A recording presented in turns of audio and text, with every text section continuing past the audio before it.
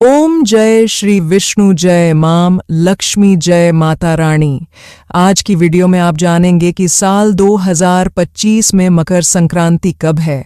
मकर संक्रांति के दिन कौन सी 14 चीजों का ध्यान करना शुभ माना जाता है और कैसे करना चाहिए। इस दिन कौन से नियम लेनी चाहिए, पुण्य काल का समय क्या रहेगा, तुलसी का नियम कैसे धारण करें और इस दिन पूजा का शुभ मुहूर्त क्या है, पूजा विधि क्या है और किस तरह से हमें मकर संक्रांति का स्नान करना चाहिए और मकर संक्रांति का त्योहार मनाना चाहिए। संपूर्ण जानकारी आपको आज के एकमात्र वीडियो से प्राप्त होगी। वीडियो अंत तक जरूर से देखिएगा।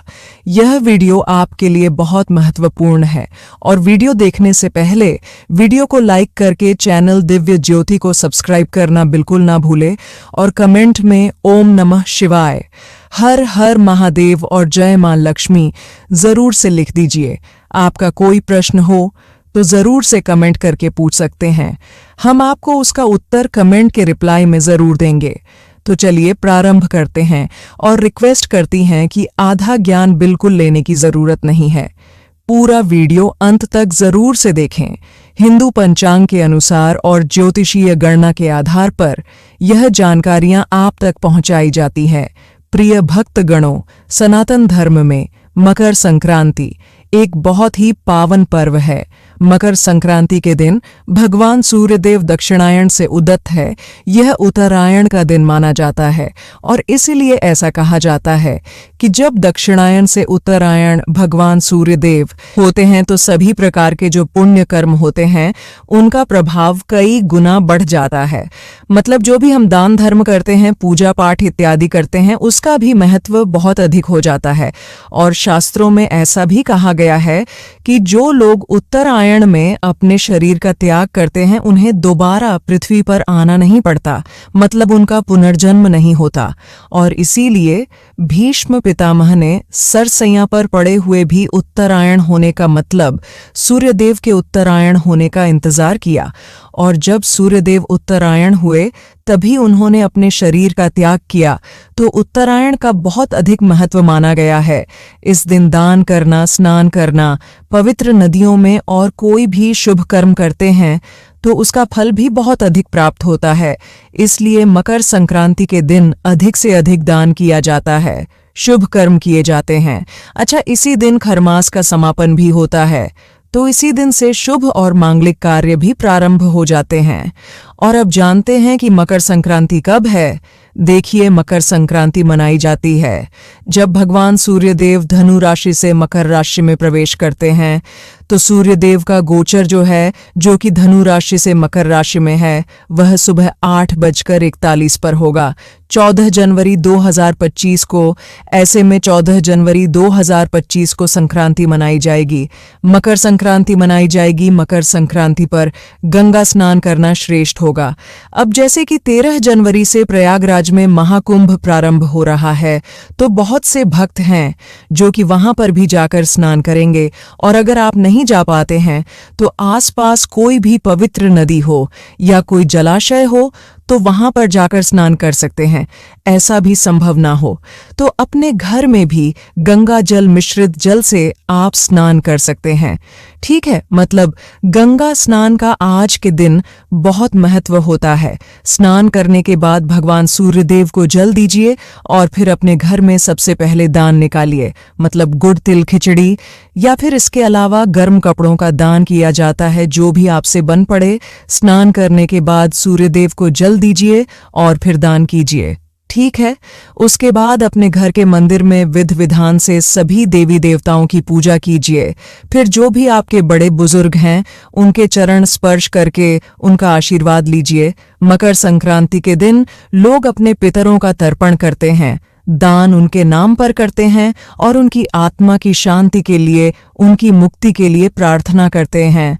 यह दिन इतना श्रेष्ठ होता है कि इस दिन पितृऋण, देवऋण, ऋण और ऋषि ऋण से मुक्ति के लिए दान किया जाए तो निश्चित ही हमें इस प्रकार के ऋण से मुक्ति मिल जाती है। और बहुत सारी परेशानियां हमारे जीवन में जो होती हैं इन्हीं आरण की वजह से होती है। और जब हम दान करते हैं, उनको स्मरण करते हैं पितरों का या फिर देवताओं का या आर्षिका, और उनसे प्रार्थना करते हैं, आरण मुक्ति के लिए तो निश्चित ही हमारी परेशानियों से हमें मुक्ति मिल जाती है। ठीक है, तो यह कार्य सबको करना चाहिए। दान जरूर कीजिए और दान करते समय देवता, पितृ और आर्षे इन सबसे प्रार्थना कीजिए कि जिस किसी का भी आरण मेरे ऊपर हो, आप हमें मुक्त करें और हम पर कृपा करें। और अब जानते हैं कि मकर संक्रांति के दिन पुण्यकाल का शुभ मुहूर्त क्या है। देखिए, 14 जनवरी को पुण्यकाल का समय आपको प्राप्त हो रहा है। सुबह 9:31 से 5:46 तक और महापुण्यकाल का समय रहेगा सुबह 9:31 से सुबह 10:41 तक। मकर संक्रांति के दिन से कई प्रकार के नियम प्रारंभ होते हैं। कई प्रकार के नियम ऐसे हैं जिनका पालन करना मकर संक्रांति के दिन से प्रारंभ किया जाता है और इसे बहुत ही श्रेष्ठ माना जाता है। दान देते समय आप किसी भी रंग का कपड़ा सकते तो ऊनी वस्त्रों का दान बहुत ही शुभ माना गया है। अगर आप मकर संक्रांति के दिन 14 वस्त्रों का दान करते हैं, 14 लोगों को दान करते हैं, तो बहुत उत्तम फल इसका प्राप्त होता है। इसके अलावा आप जर्सी दे सकते हैं, स्वेटर दे सकते हैं, आप चाहे तो कैप ले लीजिए। टोपियां आती है ना, उन्हीं टोपियां टोपे कहते हैं, टोपियां कहते हैं, कैप कहते हैं जी, वो ले लीजिए। आप 14 टोपियों का दान कर सकते हैं, बहुत उत्तम फल है उसका भी। वह भी उन्हीं वस्त्र में लोगों को सर्दी से बचाता है, ठंड से बचाता है। और आगे सफर में जब आपको इस प्रकार की परेशानी आएगी तो वहां पर भी यह आपके लिए मददगार साबित होगा। आप बेडशीट बांट सकते हैं, बेडशीट का भी अपना फल है। टॉवल जो आते हैं, टॉवल चाहे तो आप टॉवल ले सकते हैं, टॉवल का भी दान कर सकते हैं। 14 टॉवल ले लीजिए। आप सूट बांट सकते हैं या साड़ी, अगर आप चाहे तो 14 साड़ियां ला सकते हैं और 14 साड़ियां दान कर सकते हैं। आप ब्लाउज पीसे भी दान कर सकते हैं, ब्लाउज पीस या फिर पेंट शर्ट के जोड़े ला सकते हैं। पेंट शर्ट के जोड़े भी आप दान कर सकते हैं, ज्यादा कुछ नहीं तो जुराब ले आइए, आप 14 जुराब का दान कर सकते हैं। या पूजा के लिए जो आसन होते हैं ना बैठने के लिए, वो 14 आसन का दान भी आप कर सकते हैं। इस प्रकार से जो दान करेंगे इसका बड़ा अधिक महत्व है। इसमें जो ऊनी वस्त्रों का दान यदि आप करते हैं तो अंत सफर में आपको बड़ा काम आता है, क्योंकि पुराण बताता है, गरुड़ पुराण बताता है कि जब मनुष्य की आत्मा अंतिम सफर में होती है तो वह वहां पर एक ऐसा रास्ता आता है जहां पर बहुत अधिक शीत होता है, बहुत अधिक ठंडक होती है। यदि आपने अपने कभी भी गर्म कंबल या गर्म वस्त्र दान किए होते हैं तो वह आपको वहां पर मिलते हैं और उनके परिणाम स्वरूप उस मार्ग को आप पार कर पाते हैं और आपको ठिठुरन से उस समय आपको सहायता मिलती है। इसीलिए आपको उन्हीं वस्त्र तो जीवन में एक बार अवश्य रूप से दान करने ही चाहिए। आप चाहे तो लड्डू गोपाल जी की ड्रेसेस ला सकते हैं। लड्डू गोपाल जी के जो कब बड़े आते हैं ना, आजकल तो वो ऊनी भी आते हैं, तो आप 14 लड्डू गोपाल के जो पोशाक हैं वह लेकर आइए, वह दान दीजिए। क्योंकि लड्डू गोपाल तो सभी के घरों में होते हैं, तो आप उनको देंगे तो लड्डू गोपाल भगवान कपड़े भी पहनेंगे, आपका दान भी होगा। इससे इसका जो महत्व है वह और अधिक बढ़ जाता है। आपको चप्पल या जूते का दान करना चाहिए। चप्पल या जूते का दान जीवन में एक बार तो अवश्य ही करना चाहिए।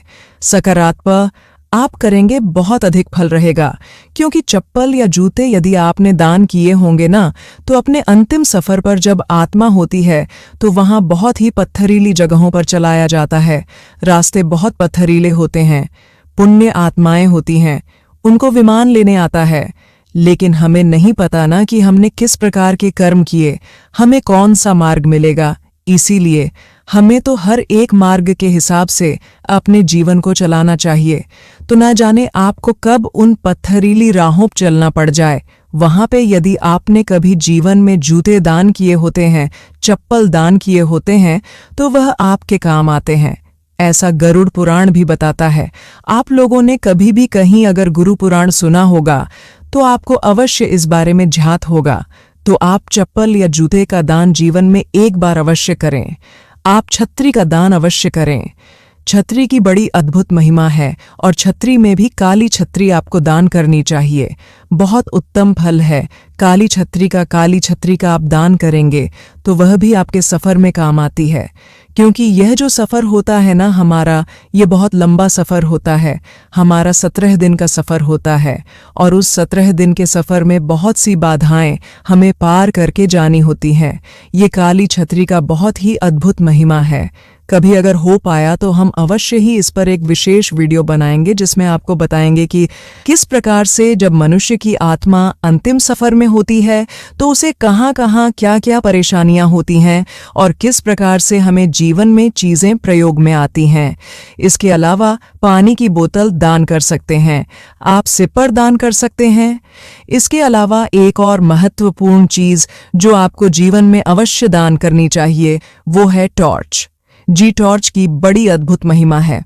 आपने देखा होगा सैया दान या जो भी किसी की मृत्यु के बाद दान दिया जाता है उसमें टॉर्च अवश्य रूप से दान दी जाती है।